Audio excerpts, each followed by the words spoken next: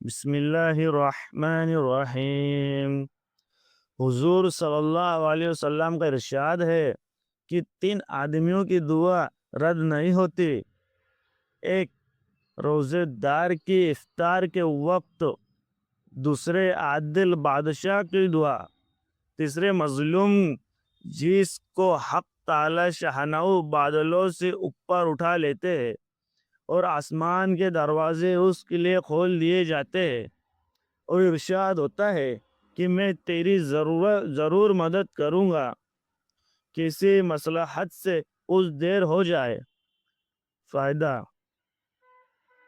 دور منصور میں حضرت عائشہ رضی اللہ تعالیٰ عنہ سے نقل کیا ہے، جب رمضان آتا تھا تو نبی کریم صلی اللہ علیہ وسلم کا رنگ بدل جاتا تھا اور نماز میں اضافہ ہو جاتا تھا اور دعا میں بہت عاجزی فرماتے تھے اور خوف غالب ہو جاتا تھا۔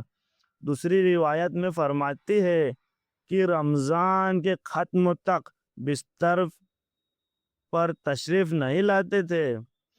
ایک روایت میں ہے کہ حق تعالی شانہ رمضان میں عرش کے اٹھانے والے فرشتوں کو حکم فرما دیتے کہ اپنی اپنی عبادت چھوڑ دو اور روزے داروں کی دعا پر آمین کہو۔ بہت سی روایت سے رمضان کی دعا کا خصوصیت سے قبول ہونا معلوم ہوتا ہے، اور یہ بے تردد بات ہے کہ جب اللہ کا وعدہ ہے اور سچے رسول کا نقل کیا ہوا ہے تو اس کے پورا ہونے میں کچھ تردد نہیں۔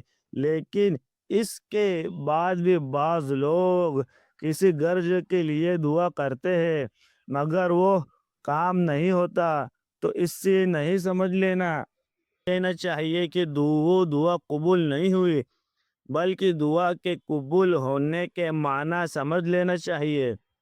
نبی کریم صلی اللہ علیہ وسلم کا ارشاد ہے کہ جب مسلمان دعا کرتا ہے، برستے کی تائے رحمی یا کسی گناہ کی دعا نہ کرے تو حق تعالی شانہ کے یہاں سے 3 چیزوں میں سے ایک چیز ضرور ملتی ہے، یا خود وہی چیز ملتی ہے جس کی دعا کی، یا اس کے بدلے میں کوئی برائی مصیبت اس سے ہٹا دی جاتی ہے، یا آخرت میں اسی قدر ثواب اس کے حصے میں لگا دیا جاتا ہے۔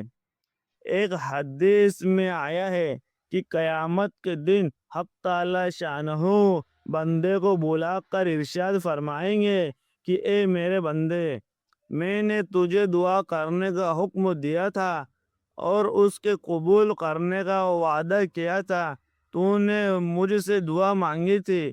وہ عرض کرے گا کہ مانگی تھی۔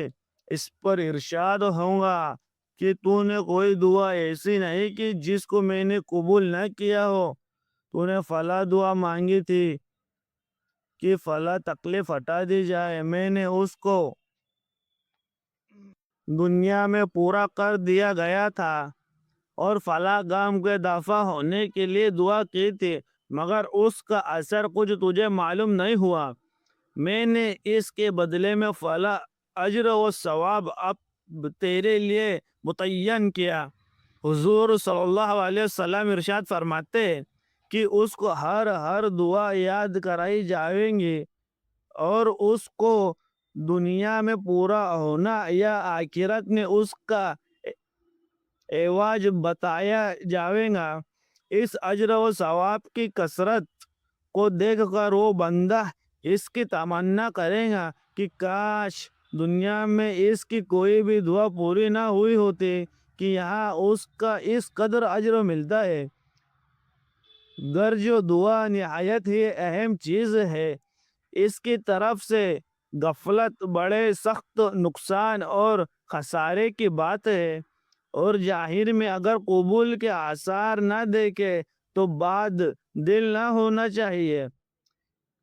اس رسالے کے ختم پر جو لمبی حدیث آ رہی ہے، اس سے یہ بھی معلوم ہوتا ہے کہ اس میں بھی حق تعالی شانہ بندے ہی کے مسئلے پر نظر فرماتے ہیں۔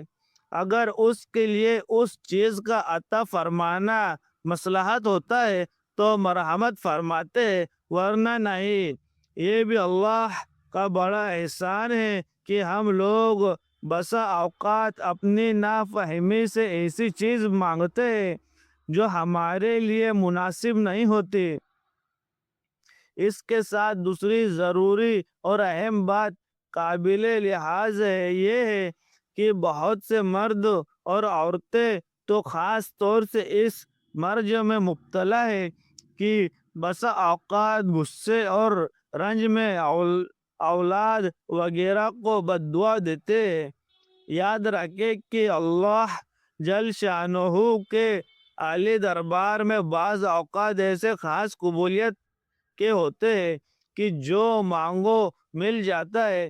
یہ احماق غصے میں اول تو اولاد کو کوستی ہے، اور جب وہ مر جاتی ہے یا کسی مصیبت میں مبتلا ہو جاتی ہے تو پھر روتی پھرتی ہے، اور اس کا خیال بھی نہیں آتا کہ یہ مصیبت خود ہی اپنی بد دعا سے مانگی ہے۔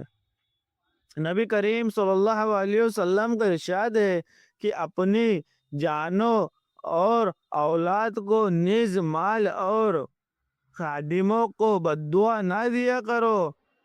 مبادا اللہ کے کسی ایسے خاص وقت میں واقع ہو جائے تو قبولیت کا ہے۔ بالخصوص رمضان المبارک کا تمام مہینہ تو بہت ہی خاص وقت ہے، اس میں اہتمام سے بچنے کی کوشش عادت ضروری ہے۔ حضرت عمر رضی اللہ تعالیٰ عنہ حضور اکرم صلی اللہ علیہ وسلم سے نقل کرتے ہیں کہ رمضان المبارک میں اللہ کو یاد کرنے والا شخص بخشایا ہے، اور اللہ سے مانگنے والا نامراد نہیں رہتا۔ حضرت ابن مسعود رضی اللہ تعالیٰ عنہ کی ایک روایت میں ترغیب میں نقل کیا ہے کہ رمضان المبارک کی ہر رات میں ایک منادی پکارتا ہے کہ اے خیر کے تلاش کرنے والے، متوجہ ہو اور آگے بڑھ، اور اے برائی کے طلبگار، بس کر اور آنکھیں کھول۔ اس کے بعد وہ فرشتہ کہتا ہے، کوئی مغفرت کا چاہنے والا ہے کہ اس کی مغفرت کی جائے، کوئی توبہ کرنے والا ہے کہ اس کی توبہ قبول کی جائے، کوئی دعا کرنے والا ہے کہ اس کی دعا قبول کی جائے، کوئی مانگنے والا ہے کہ اس کو سوال پورا کیا جائے۔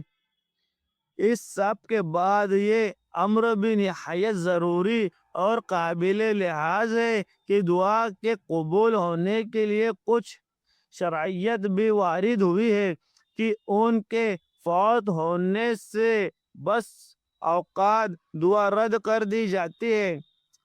من جملہ ان کے حرام غذا ہے کہ اس کی وجہ سے بھی دعا رد ہو جاتی ہے۔ نبی کریم صلی اللہ علیہ وسلم کا ارشاد ہے کہ بہت سے پریشان حال آسمان کی طرف ہاتھ اٹھا کر دعا مانگتے ہیں اور یا رب کرتے ہیں، مگر کھانا حرام، پینا حرام، لباس حرام، ایسی حالت میں کہاں دعا قبول ہو سکتی ہے؟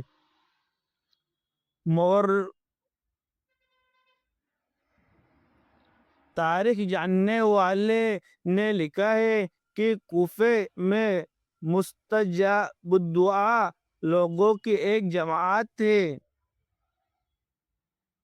جب کوئی حکیم ان پر مسلط ہوتا تو اس کے لیے بد دعا کرتے، وہ ہلاک ہو جاتا۔ حجاج ظالم کا جب وہاں تسلط ہوا تو اس نے ایک دعوت کی جس میں ان حضرات کو خاص طور سے شریک کیا، اور جب کھانے سے فارغ ہو چکے تو ان سے کہا کہ میں ان لوگوں کی بد دعا سے محفوظ ہو گیا کہ حرام کی روزی ان کے پیٹ میں داخل ہو گئی۔ اس کے ساتھ ہمارے زمانے کی حلال روزی پر بھی ایک نگاہ ڈالی جائے، جہاں ہر وقت سود تک کے جواز کی کوشش جاری ہو۔ ملزمین رشوت کو اور تاجر دھوکہ دینے کو بہتر سمجھتے ہیں۔